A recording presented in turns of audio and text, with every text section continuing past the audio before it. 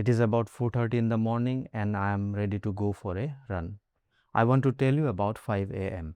Not the version you see on Instagram, not the productivity guru version with the cold shower and the green smoothie and the perfectly lit morning routine. The real 5 a.m. When it is dark outside, when your bed is warm, when every single logical argument your brain can construct is pointing in one direction, stay. I have been running at 5 a.m. for years, long distances, solo, on roads that are completely empty, in heat, in the Assam winter when your breath is visible the moment you step outside, in rain.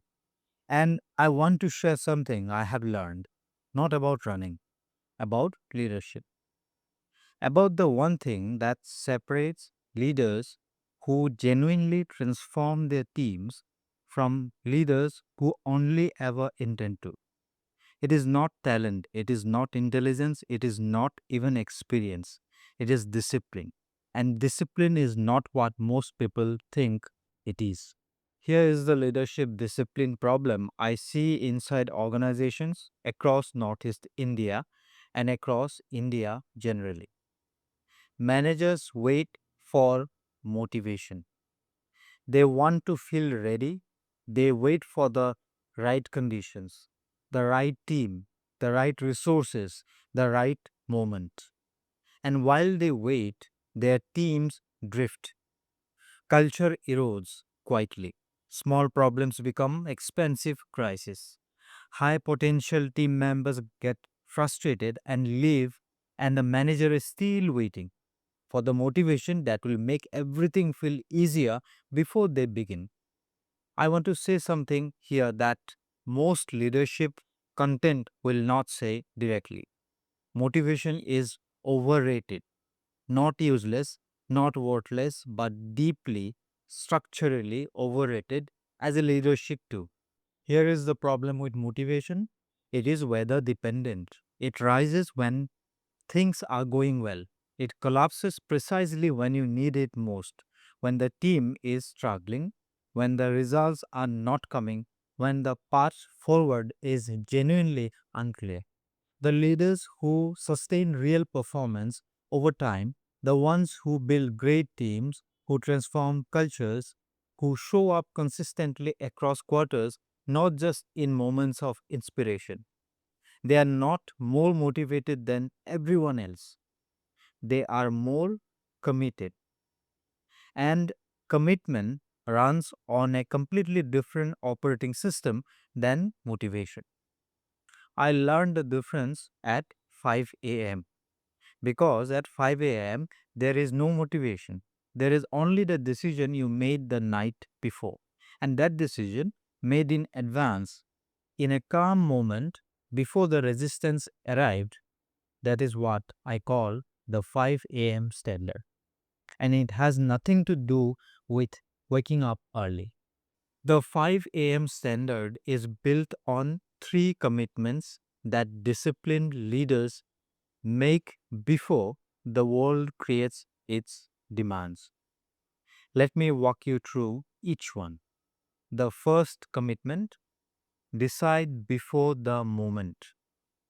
When I lay out my running shoes the night before, the decision is already made.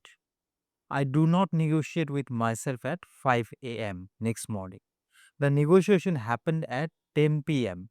in a calm moment when I was not tired, not cold, not staring at a dark road, wondering why I am doing this. I made the decision when it was easy to make it clearly. And when 5 a.m. arrives, there is nothing left to decide. There is only execution. Disciplined leaders operate exactly this way.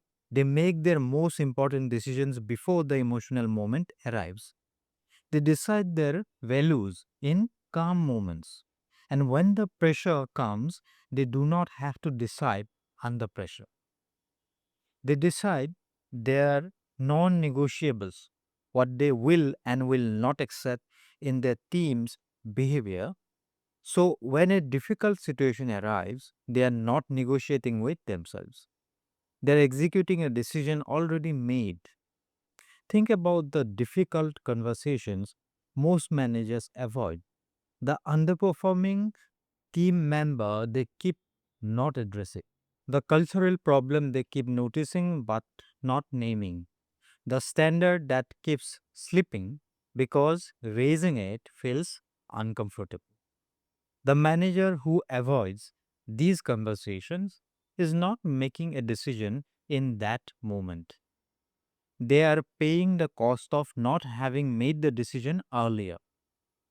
Disciplined leaders decide in advance, in calm, that difficult conversations are part of their standard, that honest feedback is an act of respect, not aggression. That accountability is how they show their team they actually care. And when the moment arrives, they do not decide, they execute. Decide before the moment. That is the first commitment. Now, commitment two. The second commitment, show up before you feel ready. Let me be completely honest with you. In 5 years of running, I have never once woken up at 5 a.m. and felt ready. Not once. There is always a version of the same feeling, a heaviness, a resistance, a very convincing internal voice that says, "Today is not a good day. Rest. You ran yesterday. You have a full day ahead. Be sensible." And every single morning, I go anyway. Not because I silence that voice, not because I trick myself with affirmations, not because I feel a sudden charge of energy. I go because readiness is a feeling and discipline is a decision. These are two completely different things, and most managers confuse them. Leaders who want to feel ready before having the hard conversation, they are leading by feeling. Leaders who wait for the right moment before addressing underperformance, they are leading by feeling. Leaders who keep postponing the feedback session, the accountability conversation, the culture intervention because it never quite feels like the right time, they are also leading by feeling. And feeling are not a leadership strategy. The right moment to have a difficult conversation is almost never the moment that feels most comfortable. The right moment to set a new standard is almost never the moment that feels most natural. The right moment to lead differently is almost never the moment when everything feels perfectly aligned.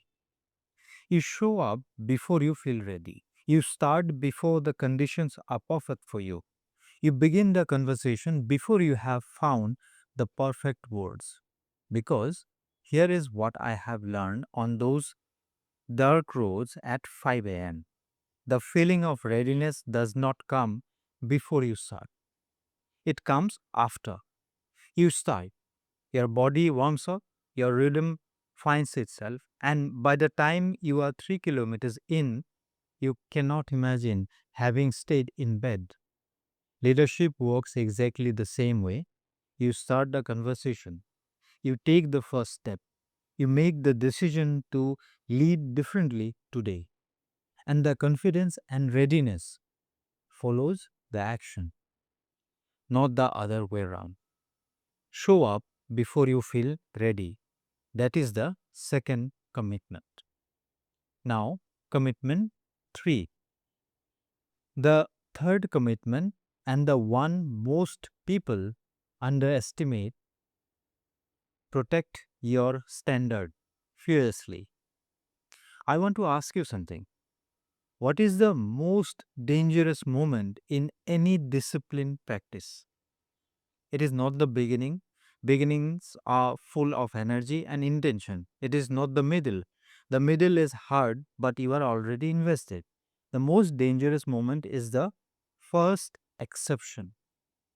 The first morning you skip without a real reason. The first time you let a standard slide because raising it feels inconvenient. The first time you decide just this once that it does not matter. Because here is what I have learned: exceptions become habits faster than discipline do. It took me months to build the habit of running at 5 a.m. consistently. Months of early mornings, of resistance, of showing up before I felt ready. And I have seen how quickly that habit erodes when I give myself permission to make exceptions. One skip morning becomes two, two becomes a week, and suddenly the standard I built with months of effort has been dismantled by a handful of easy decisions. Leadership standards work identically. The first time a manager lets underperformance slide without a conversation, they had not just avoided a difficult moment, they have set a new standard, a lower one. The first time a leader compromises on a value because the situation feels complicated, they have not just made an exception. They have told their team what their values are actually worth when tested. The first time a standard slips without consequence, it is no longer a standard, it is a suggestion. Now, I want to be clear about something. Protecting your standard fiercely does not mean being rigid. It does not mean being inflexible or harsh or unable to adapt. It is an important difference between rigidity and ferocity. Rigid standards break. They cannot bend to context or nuance or genuine human complexity. Fierce standards hold. They can bend slightly, thoughtfully, when the situation genuinely demands it, but they return. They do not drift. The disciplined leader I work with are ferocious about their standards. They know exactly what they will and will not accept. And when the standard is tested, and it is always tested, they hold. Not because it is easy, because they decided in advance that this is who they are. Protect your standard fiercely. This is the third commitment. I want to share a story. A few years ago, I was working with a manager, a woman, sharp and committed, mid level in a corporate organization here in Assam. She came to me frustrated. She said, I know what I should be doing as a leader. I know I need to have the difficult conversations. I know I need to set clearer standards with my team. I know I need to show up differently. She paused. Then she said, I just cannot seem to do it consistently. And I asked her, when do you decide to have those conversations? She thought about it and she replied, when I feel like the moment is right. There was the problem. She was waiting for motivation, for the feeling of readiness, for the perfect moment, and the perfect moment, as it always does, kept not arriving.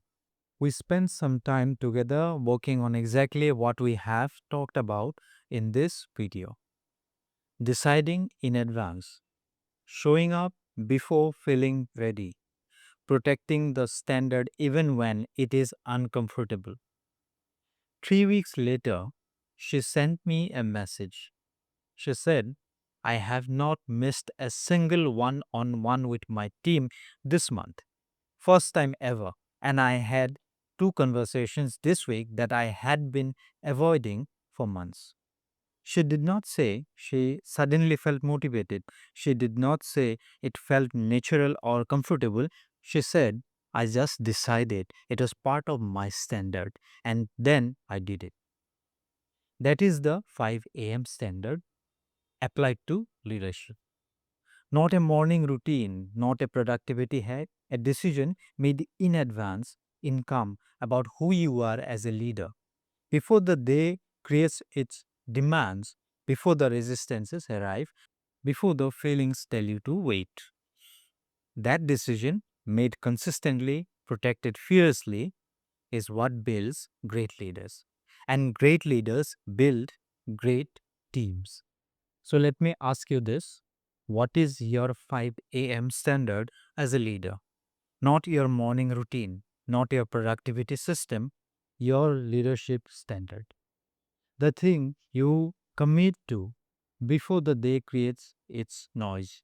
The standard you have decided in advance, in calm, that you will hold regardless of what you feel on a given Tuesday. If you have a clear answer, I want to hear it.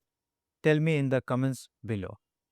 If you do not have a clear answer, that is not a criticism, that is information, and it is exactly where your next level of leadership development begins. Because here is what I know after years of working with leaders across organizations in Northeast India and beyond. The gap between the leader you are and the leader you want to be is almost never a knowledge gap. You know what good leadership looks like. The gap is almost always a discipline gap. And discipline is not a personality trait you either have or you do not have. It is a practice built one decision at a time, protected one standard at a time, strengthened one 5 a.m. at a time. And if you are an HR leader or a CHRO watching this, culture is not a strategy document. Culture is not your value statement on the office wall. Culture is the collective standard of your leaders, repeated daily before anyone is watching. If your leaders do not have clear personal standards, your culture does not have a foundation. And no offsite, no workshops, no leadership programs will fix that unless it addresses the discipline gap at the individual leader level. That is exactly the work we do in our leadership transformation program. Not theory, not frameworks on slides, real behavioral change. If you want to talk about what that looks like for your team, the link is in the description. Reach out directly. Let us have a real conversation. And if this video landed for you, share it with one person on your team who needs to hear it. They might be waiting to feel ready before they lead differently. This is your reminder that they do not have to wait. I am Bikash Kalita, leadership and organizational performance consultant based in Guwahati, Assam, and I will see you next week.